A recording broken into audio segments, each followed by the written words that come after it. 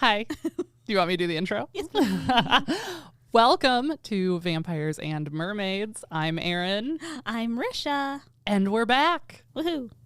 If you're not already following us on Instagram, go follow us on Insta. Yeah, we post fun things. I should say you post fun things. Well, but you help. You're my I do. soundboard.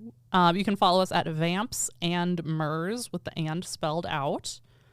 And I do have a slight update because in the last podcast that we put live, so this is going to be very confusing for anyone who's listening because it's several episodes later, we did put on episode 6, Rod Farrell and the Fountain Lake Mermaid, a poll. Oh no. Now only, result? well, here's the thing. Only 3 people voted.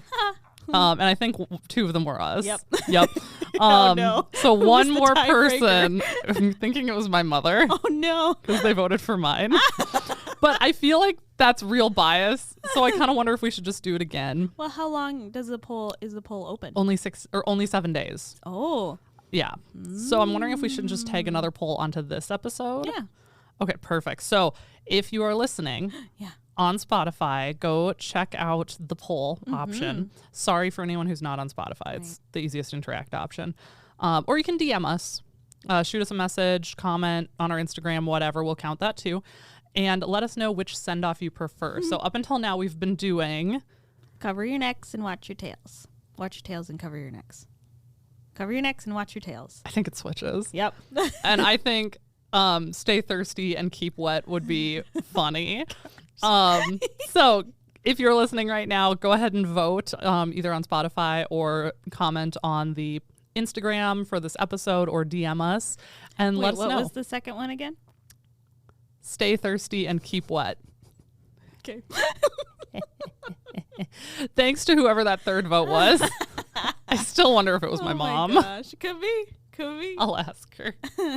That is my update. If you're and if you are listening to and you haven't followed us on whatever platform you're listening on, go ahead and hit that follow button. Give us a 5-star rating if you feel so inclined. If you don't want to give us a 5-star rating, Just leave it be. keep it to yourself. Look, we're trying here, okay? I promised that I would do something more whimsical. Yes, because last Yep. week was... Which one was last week? It was dark. Last week was dark. Which one was that one? I haven't edited it Oh, yet. it was the witch. The witch that was on the rack. Yes! Oh, yeah, because we talked about Keira Knightley. Yeah, and all of the witches that were killed Yeah. because they were witch vampires and And the patriarchy. yeah, good times. So something whimsical. Yeah, so I went whimsical, and I went with one that has been requested. Oh, So who requested it? you. Count Chocula? Yes. Fuck yeah! Oh my gosh! Whose actual name, if you go his full name, is Count Alfred Chocula. Wait, this is your long one, right? Yes. I'm so excited. Oh, okay. good. Count Alfred Chocula first appeared in 1971. He was in the Monster Cereals debut, and he was with Frankenberry. And so they only had chocolate and strawberry flavored cereals on the market at the time. So he was chocolate and Frankenberry was strawberry. I bet they were good mixed. They might have been. The characters would have hated that. Oh, Oh gosh. Yeah, they would have very much disliked that. were they rivals? Yes, they were. They definitely were. Oh, sorry. I didn't mean to tangent. Oh, no worries. This is exciting. Yeah. Like, I'm going to have us link some of the original commercials Amazing. from the 70s of these guys. And the sketch artist that did the first sketch of Count Chocula is also the original sketch artist of Trix, Oh, the bunny. tricks are for kids. Yep. Okay. So I am showing you the image. We might link it somewhere. Oh, but You my. can also look it up. His name is George Karn. He's from Minnesota. So Woo woo. And yeah, he sketched the first image of Count Chocula. And that's the first image you're showing me? Yeah. He looks like the fire guy. He's Mr. White. my Christmas, gosh. He's Mr. Snow. He But does. he looks It's like the the hair fire. and the Yeah. teeth. Yeah. Oh, cool. Very cool. Do you want me to show you the commercial now. What do you think would work better? Do you want to just show it to me? Yeah, why not? Breakfast with Blueberry. Into the waves, Boo. Frankenberry has strawberry flavored sweeties. Count Chocula has chocolate sweeties. And Blueberry with berry flavored sweeties. And here are the mini monsters. 5 monsters in all. You can trade them with friends and put on a show. 1 mini monster in specially marked boxes of the monster cereals. If Monster Cereals would like to sponsor us, they sure could. Oh, please send us some boxes. I would love, my dream is to be sent food that I can taste test publicly. That's right. But that had Frankenberry, Count Chocula, and Booberry. Booberry came a little bit later, but he was Blueberry. And they were scared by just about everything in the early days. Scared by children, black cats, birds, ghosts, and even each other. I was going to say Booberry is a ghost. Yes. Hence the commercial. Right. And the cereal box prizes, they had glow-in-the-dark stickers, paint sets, coloring poster kits, monster masks. So they also had these flex disc records, so you could get music in the cereal box. What? And they had Monster Adventures in Outer Space was one of them. They also had Monsters Go Disco, which we can link that one too. That one's kind of fun. Oh, heck yeah. And because they're sitting around feeling quite lonely, not sure what to do, and they end up going disco. That's adorable. Yeah. Then a Fruit Brute entered in 1974, who's the werewolf, usually seen arguing with Count Chocula and Frankenberry, but over whose cereal was best. Oh. See, I want to taste test. Yeah. From 1988 to 1992, we had Fruit Yummy Mummy. Was he just general like fruit punch vibe? Okay. Mm-hmm. Yep. And then for the 50th anniversary, which was 2021, so just a couple years ago, they had a Monster Mash cereal. I wonder if they did mix that one. They might have. Oh, see, I want to taste test all of these. All of them. I still think the strawberry chocolate would be the best. Sure. That's how I like my milkshakes. I'm kind of leaning towards the strawberry. Just give me strawberry. Interesting. Yeah. I'm on a strawberry kick, though, right now. That's true. Yeah. Fun facts, though. We have Count Chocula would say, "I want to eat your cereal." That's adorable. That was his little catchphrase. And there was a very special redesign in 2014 that happened by Rachel and Terry Dodson. And they were artists who have worked on DC's Wonder Woman and Marvel's Spider-Man. Oh, cool. So it was a much more, intense version of him. Yeah, that kind of had a bit of an anime horror vibe. Whoa. It was really cool looking. His marshmallows are flying bat-shaped, which they weren't always, but now they're bats. I've never actually had the cereal. Oh. So I didn't realize there were marshmallows in there, too. I thought it was just like Cocoa Puffs. Oh, no, yep. They all have little marshmallow bits. Oh, my gosh. Mm-hmm. I used to love it when I was little. And I would get Count Chocula because everything was Chocula then. Amazing. Yeah. I've got to show you a picture because in 2016, they did a special promotion for the election that was happening that year.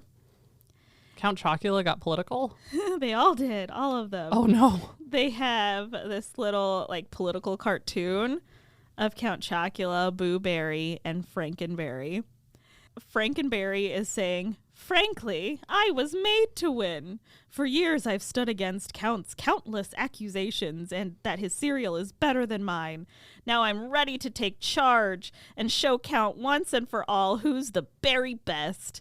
Make the electrifying choice and bank on Frank." I want every politician to have X number of puns. Right? Well, because Booberry says, "Boo-hoo. While my opponents cry over spilled milk, I'm the only candidate who has stayed true blue to you. Unlike these two scaredy cats, I'll be fearless in my pursuit to scare up even more frightful fun for you. Don't be haunted with regret. Vote Boo for a ghostly good breakfast." And then the last one, for Count, because we're talking about him, is "You can count on me. I may be afraid of things that go bump in the night, but have no fear. Spooky shadows and fearful frights won't keep me from delivering the goblin good chocolate you crave. So fly to the poles and chuck one up for the Count." Oh my gosh, it's so silly. That's awesome. And then there's like various little like picket signs in the audience. Like, frankly, he's the only one. Count on Count. Yes, that was 2016 that they did a little promotion. And I do want to say too, like, as far as the sugar count in this cereal, every spoonful is 33% sugar by weight. Oh no. Yep. Oh. Mm-hmm. 33, a third of that box sugar. is sugar. Mm-hmm. Wow. Yep. That's so much worse than I was expecting. That's a lot of sugar. Well, 70s up through, especially the early 2000s, because now they tend to be more seasonal, like Halloween Right. time. But Yeah, I don't think we could just go buy Count Chocula right now. they're Wow. definitely more seasonal. But 33% sugar. That is wild. That's a lot of sugar. His first commercial was when he was scared by a little boy, which we could link that one too. He's just talking about his cereal, and then a little boy walks by and kind of looks at him, and he's like, "Ah!" and he drops the cereal box, and the boy just takes it and walks away. The Count is a gentle soul. He's a scaredy cat. He's a soft boy. One thing maybe I shouldn't have ended on this, but there's no. something that's kind of a little upsetting, I guess, but they corrected it. There was a special edition in 1987 where they did Bela Lugosi, as he was a big Dracula actor, and they put him on the cereal box, but his necklace looks like a Star of David. Oh, yep. Yep. And so they had that on there, and then they a lot of the Jewish community was upset by that, and they apologized and pulled it all back. But that was something that happened. And they had free monster stickers. I saw that. Do they still give prizes away in cereal boxes? I'm not sure.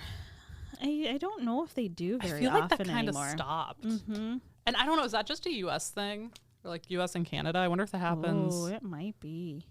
So for any of our not North America listeners, especially in like the 90s and 2000s, and probably before that, that's just our conscious memory. Right. You'd pull the plastic. The cereal comes in like a plastic bag with an outer cardboard shell for the box. Mm-hmm. And kind of between that plastic bag and the cardboard box was typically a prize. Sometimes it was in with the cereal. Yeah. Usually it was between the cardboard box and the plastic bag. But I Right. remember that was always so disappointing. Like I wanted to like pour it out with my cereal. Aw. I wanted it to be like the sometimes commercial. the plastic bag was in. Like there was the toy in the plastic Yes, bag in the cereal. In the plastic bag in the Yes. cardboard. We love Yes, packaging that was here. fun. Even in 1971, there was a bike spinner Oh, with Count cool. Chocula. And so you put it on your bike, and the little like wind would hit the pedals and make it spin. Oh, that's so cute. How fun. Yeah, that was my kind of longer one, but it was more whimsical. That was fabulous. I've been asking for this since before we even Oh my started the gosh. podcast. You're going to do Count Chocula? Actually, I brought that up to my husband the other night. I literally was like, he asked me if I'm ever going to cover the H2O girls. Yes, because that's on my list too for you. Uh-huh. Yep. And his sister, Marie, my sister-in-law, loved that show. Ugh. And so therefore her older brothers got stuck watching it. Oh, no. Clear. No, clear. Sorry to any Australian listeners if we ever have them. We don't have any so far, but yeah, we are sorry. Teach us how to do it better. Right. Because I love it. But yeah, I will cover that eventually. But he was asking what other fun things I wanted to do. And I'm like, I don't really know what I want to do, but I know I want Risha to do Count Chocula. And that was last night while we were washing dishes. Oh, my goodness. So See, you manifested it. fulfilled the prophecy. Well, speaking of prophecies, actually, today I'm going to cover a little bit about the Harry Potter mermaids. Ooh. Yes. Shrieking above water. Yes, exactly. Gosh. So I'm mostly just going to be covering the mermaids in the books and the movies, like the main 7 books, 8 movies. Sure. The first quote that I have here is from Fantastic Beasts and Where to Find Them. And I'll do a little bit of background, but there's like this whole other very aggressive Harry Potter world, which I love. I'm here for it. There's no shame. But we could get as in-depth or not as we want about this. I'm just going to stick to the OG series. But this is a quote from Newton Scamander, Fantastic Beasts and Where to Find Them.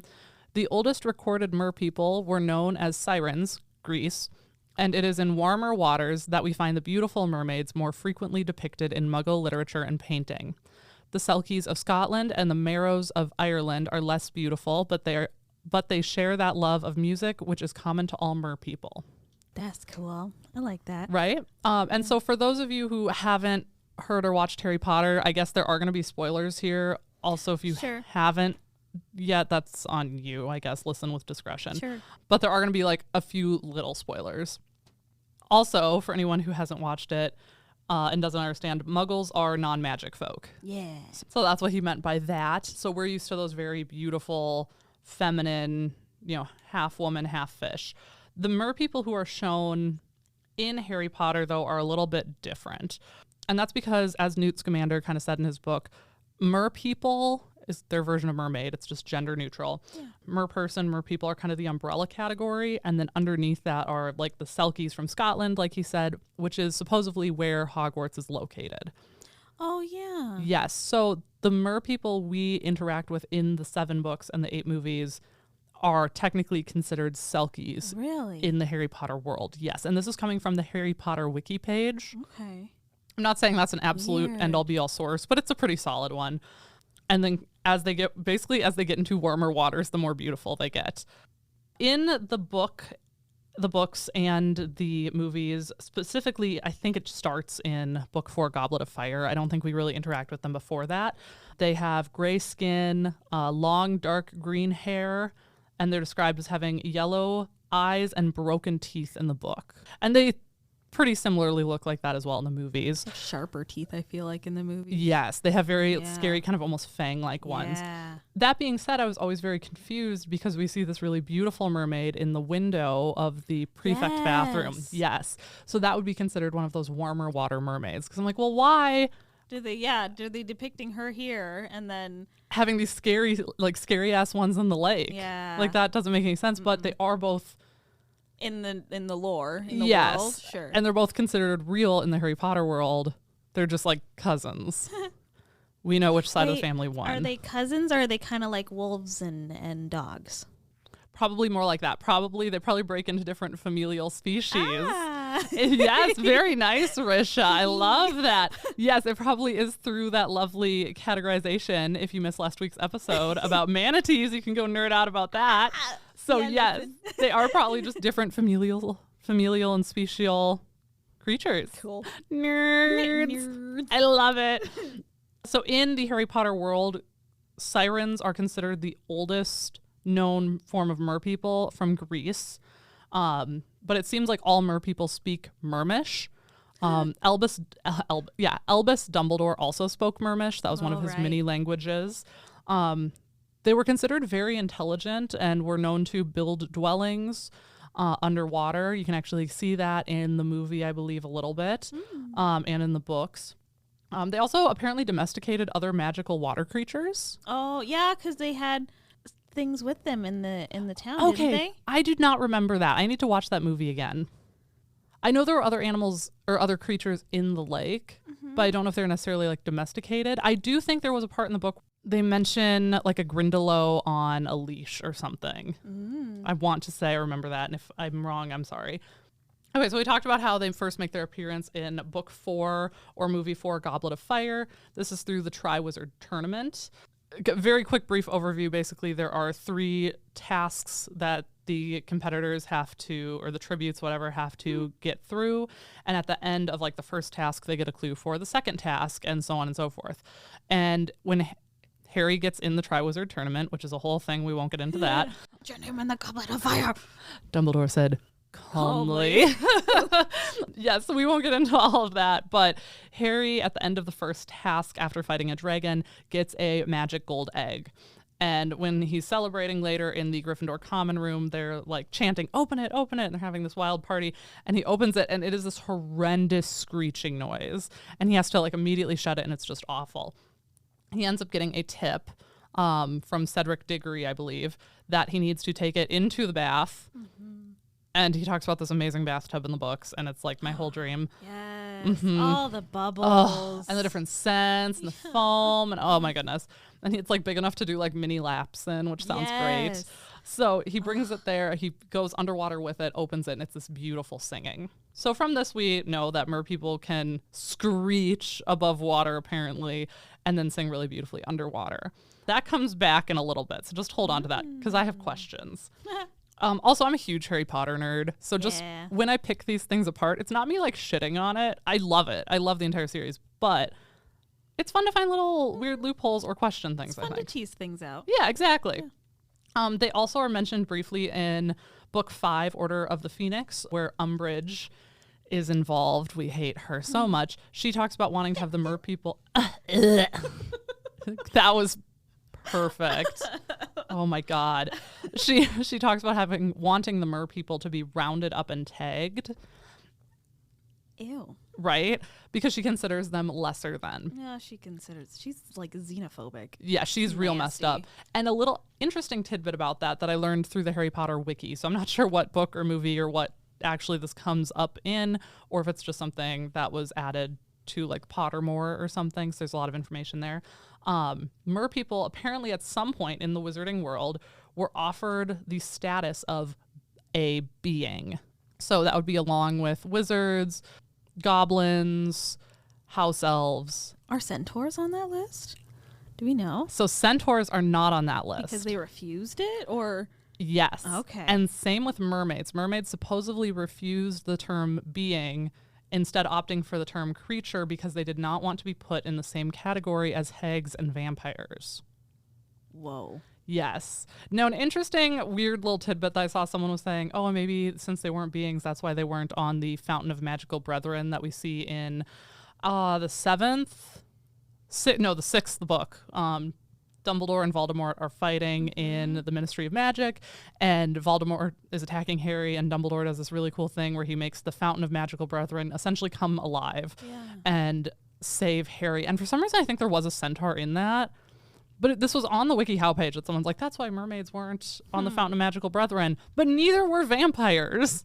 So I think that was just kind of a throw out comment that needs to be moved off of Wiki, which is why I can't believe everything you see on Wikipedia. That's true. Check the sources. Check those sources. And then I think the last time we really see the merpeople in the books or the movies that I'm aware of is in Book 6, Half-Blood Prince, specifically, and this is one of the spoilers that I wanted to warn, specifically at Dumbledore's funeral. Oh. Now, this is the part that confuses me, because the merpeople are talked about as rising up out of the lake after his funeral and singing, which means they're out of water. So can they decide when to sing pretty and when not to sing pretty? Because if they can't and it's a biological thing, does that mean since they're singing out of the water, they were just banshee screeching? That's what I had pictured, because it was like, added to like a painful kind of. Oh, that could be. I always pictured them singing this like beautiful harmonious thing. No, I was like, oh, they sound terrible, which would add to the terror and like grief. That would also be so loud. Yeah. Oh, so I don't know. That's my question, I guess, is when they sang, because this is not shown in the movie. The whole funeral, I don't think, is shown at the movie. Were they just absolutely screeching and no one could hear over them, or was it not that bad? I thought they were screeching. Huh. Interesting. I mean, let us know if you have a different thought. Yeah. Listeners. Yeah, please let us know. And then I guess my other question, too, for listeners, or just something I wanted to look into and didn't find a super easy answer and just figured I'll listen to the 7th book again at some point. Did the merpeople assist in the Battle of Hogwarts? And I don't know the answer to that, because I know the centaurs showed up, all the, the Hogsmeade village people came, the house elves, Creature, one of my favorite characters, had one of my favorite moments in the entire series, but it's only in the book, because creature only gets a redemption arc in the book. Yeah. And he comes flying out of the house elf kitchen when everything seems lost, and all of a sudden all these backup shows, and he's got a freaking meat cleaver and is screaming like, "For my master, defender of house elves, we will fight," and is like leading this charge. And it's one of my favorite parts. And the first time I listened to that audiobook, I remember I started sobbing because I had listened or had read or listened to most of the books leading up to that part, but I had seen all the movies. Right. But I had not read the 7th book yet. And so I just thought I knew everything. And then finally I was like, I really should listen to that book. And so I was listening to it actually when I was driving to see Philip, my now husband, when we were dating in long distance. And I remember I was like an hour from his house and that part started and I just started sobbing and I had to like pull over. Because I'm like, I can't get to my boyfriend's house like this right now. Yes, and I did get to his house and immediately was like, "Creature led the house elves," and he was like, "Okay, that's great. Yeah, yep, sounds good." He read these in like elementary school, so he kind of remembered, but he was supportive. So that is a little bit about the Harry Potter mermaids. Like I mentioned before, there is more lore. It's more fleshed out just from either Pottermore or other books, especially I think anything involving Newt Scamander. I think he had a lot to do with the creatures and other beings. So if you want more information, definitely go check out some of those sources. Just be careful what you read on Wiki because there's definitely still some discrepancies there. But otherwise, let us know. Were they screeching or singing at Dumbledore's funeral? These are the questions that haunt me. Yes. Yep. Hey, what house are you, Erin? I am a Slytherin.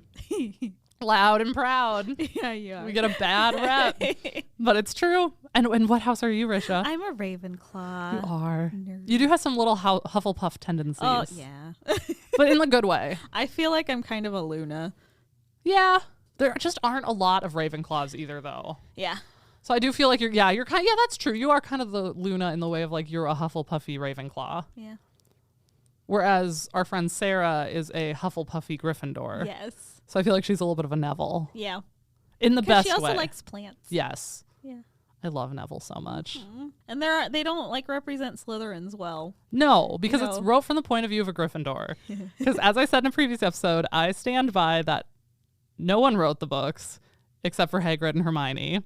That's my I think I said that in one of the episodes. Have you yet? I don't know if you have yet in the episode. Maybe I didn't. Oh, that's true. Okay, so my theory, because no one in the Muggle world actually wrote those books that deserves credit for them. So my theory is that Hagrid wanted to write them because Harry confided in Hagrid and was there from the very beginning. Literally helped picked Harry out of the rubble of the house. He knew James and Lily, and then Hermione helped him because between those two and Harry confiding in one or the other, they would have pretty much the whole storyline. And I think Hermione would be an excellent writer. And the author does not shy away from the fact that Hermione saved everybody's ass multiple times. So that's why I think it's Hagrid and Hermione who actually wrote the book, and it's my favorite thing. So Slytherins are represented from a double Gryffindor perspective.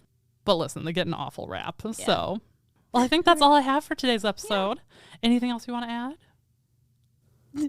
What is it? Stay wet, keep thirsty. Keep thirsty and stay wet. And vote for which tagline you like better. Cover your necks. Watch your tails.